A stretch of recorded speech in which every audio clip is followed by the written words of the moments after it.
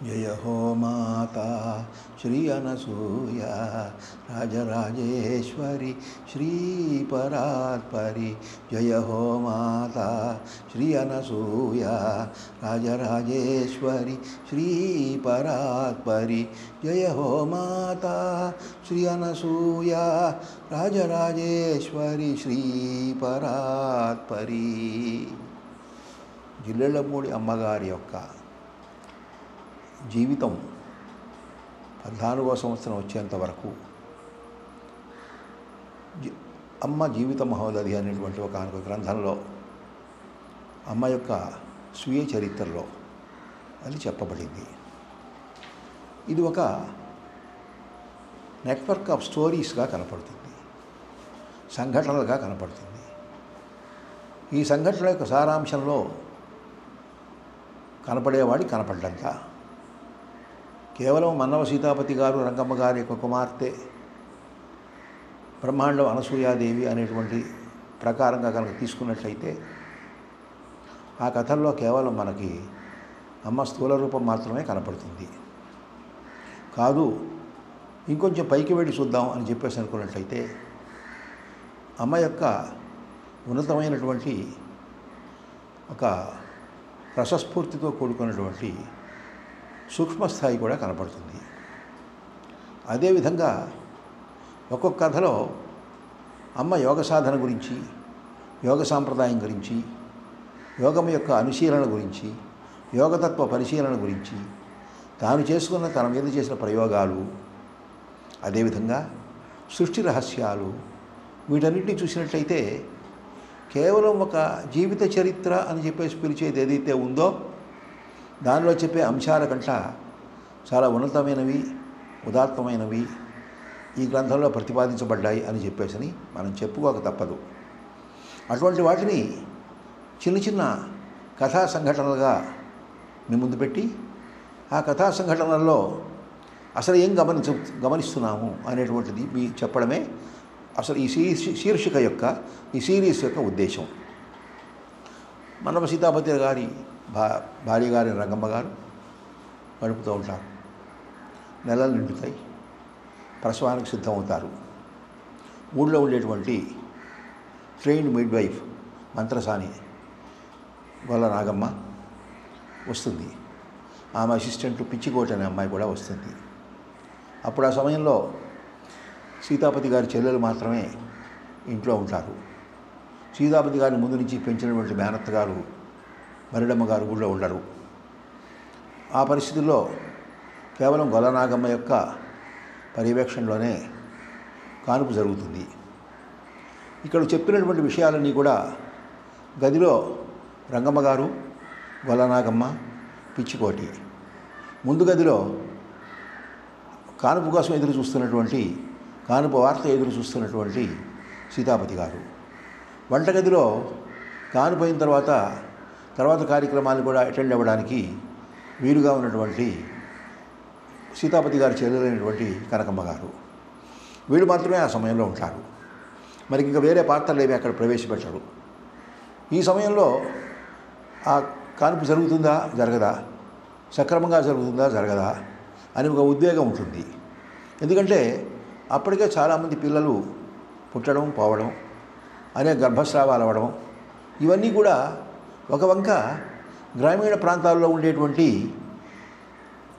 MCh అంటే mother and child health care ప్రాబ్లమ్ని సూచిస్తుండగా, మరికొన్ని చోట్ల ఉన్నటువంటి పరిస్థితుల్లో సాంప్రదాయకంగా ఏ పాపం చేసుకున్నామో మాకు పిల్ల కలుగుతుందో కలగదో, పుట్టిన పిల్ల బతుకుతుందో బతకదో, అందువల్ల ఈ రకమైనటువంటి భయంతో కూడుకున్న ఒక సాంప్రదాయకమైన బ్రాహ్మణ కుటుంబానికి చెందడం వల్ల ఈ శాపగ్రస్తమైనటువంటి పరిస్థితి వస్తుందేమో అనేటువంటి ఈ భయంలో, అంటే ఒక నేపథ్యాన్ని చెప్తున్నా మీకు. ఈ నేపథ్యంలో అమ్మ పుట్టారు. గ్రామీణ నేపథ్యం ప్రకారంగా mother and child health care పరమైనటువంటి సౌకర్యాలు ఏమాత్రం కూడా లేదు. ఏదో కొంచెం శిక్షణ పొందినటువంటి ఊళ్ళో ఉండేటువంటి 10 పురుళ్ళు పోసినటువంటి, లేదా 15 పురుళ్ళు పోసినా, 100 పురుళ్ళు పోసినా నాగమ్మ లాంటి వాళ్ళు పక్క నుండి పురుడు పోయడానికి సిద్ధపడ్డారు. అంతే జరుగుతోంది. కాబట్టి ఈ పరిస్థితుల్లో అక్కడేమో సుశిక్షితులైనటువంటి ఏఎన్ఎంలు కానీ, హెల్త్ అసిస్టెంట్స్ కానీ వీళ్ళెవరు కూడా లేనటువంటి ఆ రోజులు 1923లో గ్రామీణ ప్రాంతంలో బాపట్ల అయినప్పటికీ కూడా మన్నవ అయినప్పటికీ కూడా దాన్ని బట్టి మీరు ఆలోచించుకోవచ్చు ఏ రకమైన గ్రామీణ పరిసరాల్లో అమ్మ జన్మించారు అనేటువంటిది. అటువంటి పరిస్థితుల్లోనే సీతాపతి గారు బిడ్డపోయి ఇబ్బందిగా ఉన్నారు. అదేవిధంగా తల్లిగారు కూడా ఈ కానుక నిలబడుతుందో కానుక భయంతో ఉన్నారు. తల్లికి భయం ఓ వైపున ఉంది, ఒత్తిడి పెరుగుతూ వస్తోంది. అదేవిధంగా తండ్రి గారికి ఓ వైపున ఒత్తిడి వస్తోంది. ఈ రకమైన పరిస్థితుల్లో కానుపోవడం అనేటువంటిది సాధ్యమైనంత వరకు కష్టమవుతుంది. ఇది సాధారణంగా ఏ డెలివరీ హిస్టరీ చూసినప్పటికీ కూడా ఈ ఒత్తిడితో కూడుకున్న పరిస్థితుల్లో డెలివరీ కష్టమవుతుంది అనేటువంటిది. ఈ పరిస్థితుల్లో కొన్ని విచిత్రమైనటువంటి పరిస్థితుల్లో డెలివరీ అయింది. నర్సు వచ్చింది అమ్మాయి మంత్రసాని గొల్లనాగమ్మ వచ్చింది. ఆ అసిస్టెంట్ కూడా తెచ్చుకుంది. శిశువు బయటపడిందే కానీ మాట్లాడలేదు, పలుకోలేదు, మాట్లాడటం లేదు. ఓవైపు నుంచి తల్లిగారు స్పృహలో లేరు. శిశువు పోయింది. ఈ పరిస్థితిలో శిశువు చచ్చిపోయిందేమో అని భయం వేసి ధర్మరాజు లాంటి వాడు ఇతనికి భార్య పోయింది, కూతురు పోయిందేమో అనేటువంటి గగ్గోల్లో ఉంటుంది మంత్రసాని. చెప్పడానికి లేదు, దిగమింగడానికి లేదు. ఈ పరిస్థితిలో ఆ మంత్రసానికి ఒక విచిత్రమైన దృశ్యం గోచరిస్తుంది. అదేమిటంటే పద్మంలో ఒక అమ్మాయి, ఒక సుందరమైనటువంటి ఒక దివ్యాంగన ఆవిడ త్రిశూల ధారణి అయ్యి చిరునవ్వు నవ్వులు వేస్తూ తన కృపా కటాక్ష వీక్షణాలతో ఉన్నటువంటి పరిస్థితిలో ఎదురుగా ఆ కోసిన బొడ్డు కోయడానికి ముందు ఆ బొడ్డులోంచి కనపడుతూ వస్తుంది. ఇది చాలా విచిత్రమైనటువంటి సంఘటన. ఈ విచిత్రమైన సంఘటన గొల్లనాగమ్మ మాత్రమే దీనికి సాక్షి. ఇంకెవరికి అవి కనపడలే. పిచ్చికోటి కనపడలేదు, రంగమ్మ గారు చూడలేదు, సీతాపతి గారు కనపడదు, కనకదుర్గమ్మ గారు దూరంగా ఉన్నారు. ఈ పరిస్థితిలో కేవలం గొల్లనాగమ్మ మాత్రమే చూసినటువంటి ప్రమాణాన్ని అమ్మ తాను చెప్పారు. అది ముఖ్యమైన విషయం. విచిత్రం ఏమిటంటే 1964లో ఈ స్టోరీ చెప్పేటప్పుడు అప్పుడు అమ్మ తన శైశవంలో తన జన్మలకు సంబంధించిన స్టోరీ ఆమె చెప్పుకుంటూ వచ్చారు. ఆ రకమైన పరిస్థితిలో తన జన్మ నాకు ఈ విధంగా జరిగింది అని చెప్పేసి 1923లో పుట్టిన ఆమె 1964లో చెప్తున్నారని చెప్పేసి అంటే అంతకంటే విచిత్రము, అద్వితీయమైనటువంటి ఆశ్చర్యకరమైన విషయం ఉంటుందా? ఒక ప్రశ్న వేసుకుందాం. ఎందుకంటే అప్పటికి 42 సంవత్సరాలు. ఆ 42 సంవత్సరాల క్రితం జరిగినటువంటిది అప్పటికి శిశువు ఏ శిశువుకైనా కూడా నువ్వు ఎలా పుట్టావని చెప్పేసి సమాధానం చెప్పగలరా? చెప్పలేరు. చెప్పని పరిస్థితిలో అంతేకాకుండా గొల్లనాగమ్మకి ఈ రూపంలో కనిపించాను అని చెప్పేసి చెప్పడం అనేటువంటిది జరిగినప్పుడు అమ్మ నిజంగా దివ్య భవ్య చరిత్ర అని చెప్పేసి మనం చెప్పడానికి ఏమాత్రం వెనకాడనక్కర్లేదు. అక్కడ జరిగిన విచిత్రం ఏమిటి అని చెప్పేసినట్లయితే ఇంకా చాలా విచిత్రాలు జరిగాయి. ఒక విచిత్రం ఏమిటి అని చెప్పేసి అంటే అమ్మ పుట్టిన వెంటనే ఏడవకపోవడం వల్ల చచ్చిపోయిందేమో అనుకున్నారు.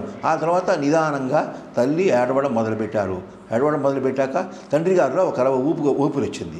ఊపిరి వచ్చి గబగబా అక్కడ ఉండేటువంటి క్యాలెండర్ చూశారు.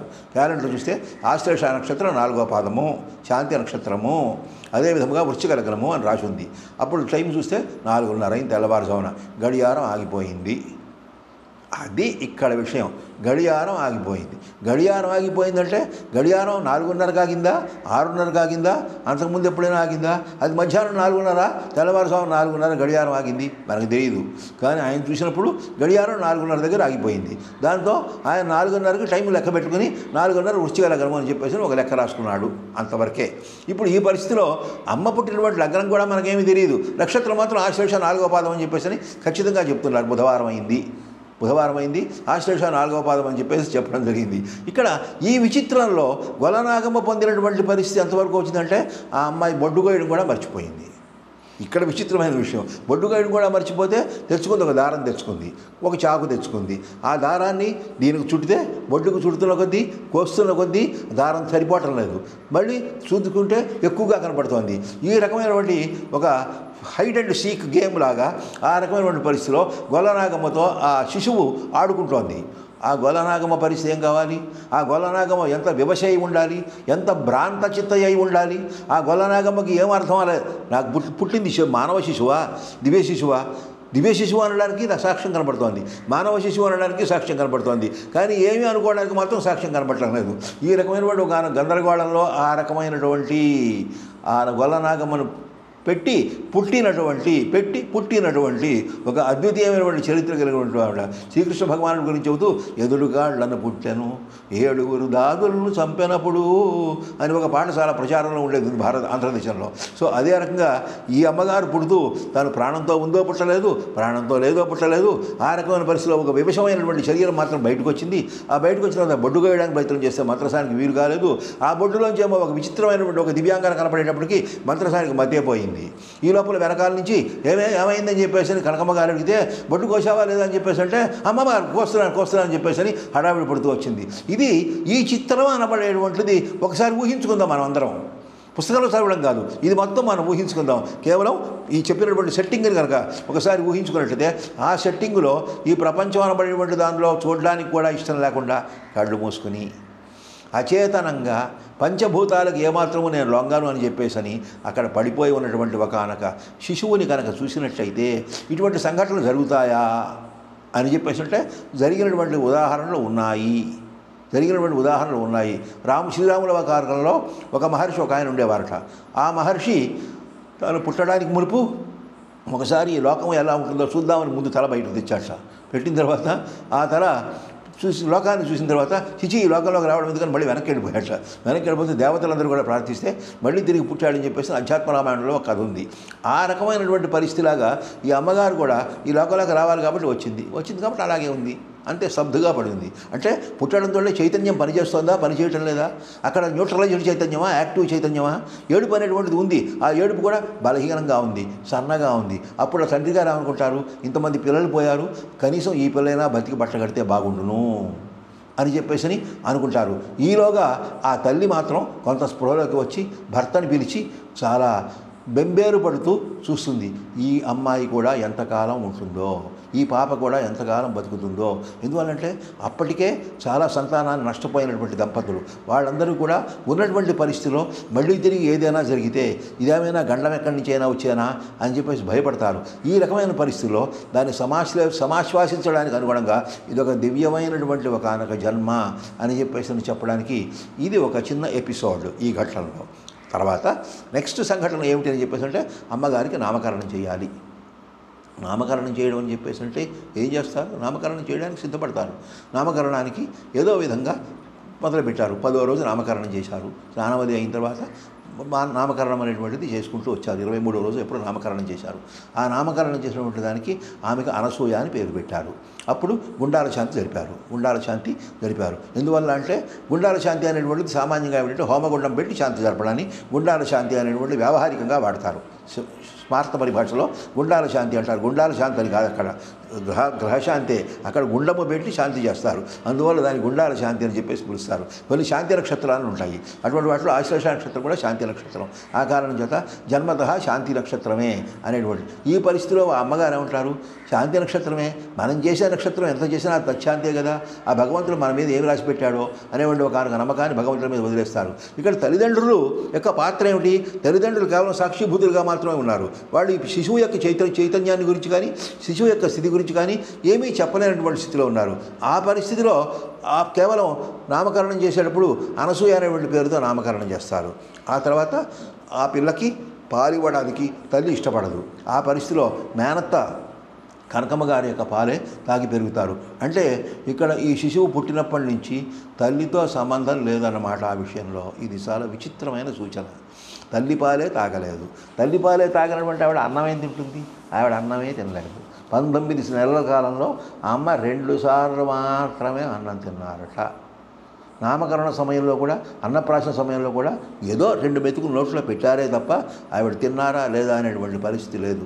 ఈ రకమైనటువంటి ఒక విచిత్రమైన వాటిలో గాలి భోజనం చేసి బతికారు ఆవిడ ఆ సమయంలోనే.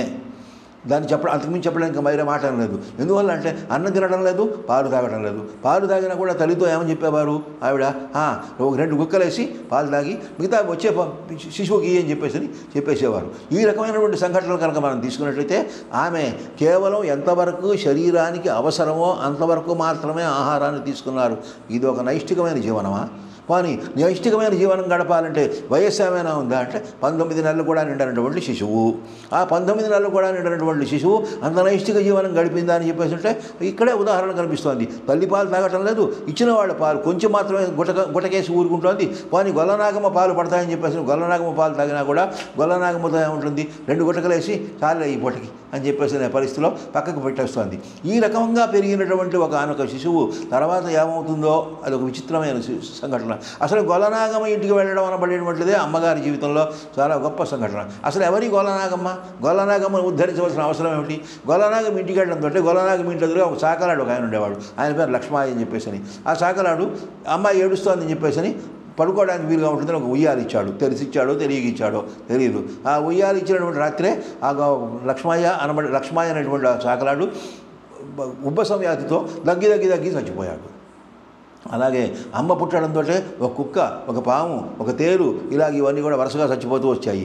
ఈ రకంగా తీసుకుంటే మొత్తం 11 మంది వంశంలో చచ్చిపోయారు. అంటే అమ్మని ఏమంటారు, వీళ్ళందరూ కూడా వంశపావని, వీళ్ళందరికీ కూడా ముక్తి కలిగించడం కోసం వచ్చింది అని చెప్పేసి వీళ్ళందరూ కూడా ఏకరీతిగా తీర్మానం చేసుకున్నారు. అమ్మ మాత్రం చిరునవ్వు నవ్వుతూ చూస్తోంది. ఇక్కడ దీన్ని అర్థం చేసుకోవాల్సింది ఏమిటి, అమ్మ వయసులో ఎక్కడికి వెళ్ళలేదు, వెళ్ళే వయసు కాదు. పంపడానికి తల్లిదండ్రులు ఇష్టపడరు, కానీ బయటికి వెళ్ళవలసి వచ్చింది. ఆ బయటికి వెళ్ళినటువంటి పరిస్థితిలో తాను స్వయంగా బయటికి వెళ్ళడం వేరే వాళ్ళని ఉద్ధరించడానికే తప్ప ఇంకోళ్ళని ఉద్ధరించడానికి కాదు సుమా అని చెప్పినప్పుడు, అంటే తన కాళ్ళు రానటువంటి చేతుల్లో, నడక రానటువంటి వయస్సులో, పాల మీద మాత్రమే ఆధారపడుతున్నటువంటి స్థితిలో ఆమె గొల్లవాళ్ళ ఇంటికి వెళ్ళడమే కాకుండా వాళ్ళందరినీ కూడా ఎంతో ఉద్ధరించింది. ఏ రకంగా అయితే శ్రీకృష్ణ పరమాత్మ మనకి నందగోకులానికి వెళ్ళి గోవులు వాళ్ళందరినీ కూడా ఉద్ధరించి, గోపబాలకులందరినీ కూడా ఉద్ధరించి, గోపకన్యకలందరికీ కూడా సుందరమైనటువంటి రాసలీలలు గమనిస్తాడో, అదే రకంగా ఇల్లెళ్ళమ్మూడి అమ్మ అని చెప్పేసి తర్వాత కాలంలో పేరు పొందినటువంటి మన్నవ అనసూయాదేవి గారు, ఇంకా బ్రహ్మాండ అనసూయాదేవి కాలేదు, మన్నవ అనసూయాదేవి గారు, ఆవిడ బాల్యంలోనే ఈ రకమైనటువంటి లీలలు చూపించడమైనటువంటిది మహోత్తమైనటువంటిది. ఆవిడ ఇంకో లీలల్లో ఒకటి గొప్పది ఏమిటంటే, ఆవిడ శాంభవి ముద్ర అనేటువంటిది 19వ నెలలో వేస్తారు. ఈ శాంభవి ముద్ర అనేటువంటిది పంచమహాముద్రలో ఒకటి. ఈ శాంభవి ముద్ర ఎందుకు వేయాలి, శాంభవి ముద్ర ఎలా వేయాలి అనే దాని గురించి యోగ కుండలి ఉపనిషత్తులోను, ధ్యానబిందు ఉపనిషత్తులోను కూడా చెప్పడం జరిగింది. శాంభవి ముద్ర వేయడం యొక్క ఉద్దేశం ఏమిటి అని చెప్పేసి అంటే, 2 కళ్ళని కూడా బాగా దగ్గరికి తీసుకుని వచ్చి ముక్కు భాగాన్ని ఒత్తి పెట్టడం అనేటువంటిది శాంభవి ముద్ర. ఈ శాంభవి ముద్ర అనేటువంటిది ఎలా వేస్తారు అని చెప్పేసి పద్మాసనంలో ఉండి వేయాలి. అది వాళ్ళ నాన్నగారి మేనత్త బరిడమ్మ మా అమ్మగారు వేస్తుండగా చూశారట. చూసి ఈ శిశువు 19 నెలల వయసులో ఉండగా ఇంటి దగ్గర ఉండేటువంటి దానిమ్మ చెట్టు కింద కూర్చుని ఆవిడ ఈ శాంభవి ముద్ర వేశారు. శాంభవి ముద్ర వేసేటప్పటికి ఏం జరిగింది, శ్వాస ఆగడం ఆగిపోయేసరికి అమ్మాయికి ఏదో అయిపోయిందని చెప్పేసి అనుకున్నారు. అక్కడ జరిగినటువంటిది ఏమిటి, అది గొప్ప విషయం ఏంటంటే, యోగపరంగా ఆమె ఇడా పింగళ నాడుల్ని బంధించి కాలము అనేటువంటి ఒక లైన్ ఏదైతే ఉంటుందో ఆ లైన్ మీద దృష్టి పెట్టి శరీరాన్ని నిర్వీర్యం చేసింది, ద్రవ్యరాశిని నిర్వీర్యం చేసి శక్తిని ఉద్దీపన చేసింది. ఇది ఒక యోగ ప్రక్రియ. ఈ యోగ ప్రక్రియ శాంభవి ముద్ర ద్వారా జరుగుతుంది. శాంభవి ముద్ర కనుక వేసినప్పుడు ఏం జరుగుతుంది అనేటువంటి దానికి ఒక గొప్ప ఉదాహరణని లాహిరి మహాశయులు క్రియాయోగాన్ని ప్రతిపాదించేసి వ్యాప్తి చేసినటువంటి కాశీకి చెందినటువంటి, వారణాసికి చెందినటువంటి లాహిరి మహాశయులు శాంభవి ముద్ర వేసినప్పుడు కళ్ళు ఏమాత్రం కూడా రెప్పపాటు కూడా కదలిక ఉండదట. ఆ రకమైనటువంటి స్థితి శాంభవి ముద్రలో వస్తుంది. అటువంటి శాంభవి ముద్రని మన్నవ గ్రామంలో ఒకసారి, అలాగే తెనాల్లో వాళ్ళ అమ్మమ్మ గారింట్లో ఒకసారి ఆమె శాంభవి ముద్ర వేస్తారు. ఈ సంఘటన కనుక మనం చూసినట్లయితే శాంభవి ముద్ర అని చెప్పేసి పిలువబడేటువంటి ఒకనొక స్థితిలో పద్మాసనం వేసి దాని ప్రకారంగా పైకి గాలి పీల్చుకుని మొత్తం అంతా కూడా ఇడా పింగళ నాడులు చెప్పేసి పిలువబడేటువంటి చంద్రనాడి సూర్యనాడి అనేటువంటి వాటిని నొక్కి వేసి భ్రూమధ్యం మీద మాత్రమే దృష్టి పెట్టి కళ్ళని ఏమాత్రమో కదలకుండా మిగిలినటువంటి కళ్ళ పక్కన ఉండేటువంటి నాడులను కూడా ఏమాత్రం చలింపజేయకుండా ఒక రకమైనటువంటి వాయుస్తంభన, అదొక చెప్పాలంటే వాయుస్తంభన, ఆ వాయుస్తంభన దిశాస్తంభన అనేటువంటి రెండింటినీ కూడా చేయడంలో వాయుధారణతో కూడుకున్నటువంటి ఒక యోగ ప్రక్రియకి ఆమె అవకాశం ఇచ్చారు, చూపించారు. మీరు అనగచ్చు ఇది ఏ రకంగా ఆత్మజ్ఞానాన్ని సూచిస్తోందని. ఆత్మజ్ఞానం అనేటువంటిది ఒక లక్ష్యమైనట్లయితే దాన్ని ఎక్కడానికి శరీరం ద్వారా చాలా మెట్లు ఉంటాయి. అటువంటి మెట్లలో ఇటువంటిది ముద్రలు అనేటువంటివి ఒక ప్రధానమైనటువంటివి. సో ఆ రకమైన వాటిల్లో తర్వాత ఆమెకు ప్రాణాయామ సిద్ధి, సహజ ప్రాణాయామ సిద్ధి వస్తుంది. ఆ సహజ ప్రాణాయామ సిద్ధి రావడానికి ముందుగా ఉన్నటువంటి ఒకనొక డెవలప్మెంట్లో ఏది చెప్పాలని చెప్పేసి, లేదా ఒకనొక ప్రాసెస్లో, ఒక ప్రక్రియలో ఏది జరిగిందని చెప్పేసి చెప్పాలంటే ఈ శాంభవి ముద్ర అనేటువంటిది చెప్పాలి. కాబట్టి ఈ శాంభవి ముద్ర అనేటువంటిది ఒక ఉన్నతమైనటువంటి ఆధ్యాత్మిక లక్ష్యాన్ని తీసుకుంటూ అక్కడి నుంచి ఇంకా డైరెక్ట్గా ఆజ్ఞాచక్రంతోనూ సహస్రారంతోనూ మాత్రమే సంబంధం ఉంది. It's a connectivity to the cosmic force. దాన్ని సరిగా చెప్పాలంటే ఒక విశ్వశక్తి లేదా విశ్వ చైతన్య శక్తితో భౌతికమైనటువంటి ఒక శక్తి యొక్క సమన్వయం జరుగుతుంది. అక్కడ ఏం జరిగింది అని చెప్పేసి అంటే ఒక విచిత్రమైనటువంటిది మొత్తం అంతా కూడా వెన్నెముకనంతా కూడా బైపాస్ చేసేసి వెన్నెముకను దాటిపోయి షట్చక్రాలతో సంబంధం లేనటువంటి ఒకనొక స్థితిలో కేవలం సహస్రారంతో మాత్రమే ఒక డైరెక్ట్ సంబంధాన్ని ఏర్పాటు చేసుకుంటూ కాలాన్ని స్తంభింపజేసి వాయువుని స్తంభింపజేసినటువంటి కానక ప్రక్రియను చూడవచ్చు. కాలము దాటిపోయింది, వాయువును దాటిపోయింది, చక్రస్థితి దాటిపోయింది, కేవలం సహస్రార స్థితిలో ఉన్నటువంటి కానక అత్యద్భుతమైనటువంటి ప్రక్రియని మనం దీనిలో చూడవచ్చు. జయ హో మాత శ్రీ అనసూయ రాజరాజేశ్వరి శ్రీ పరాత్పరి.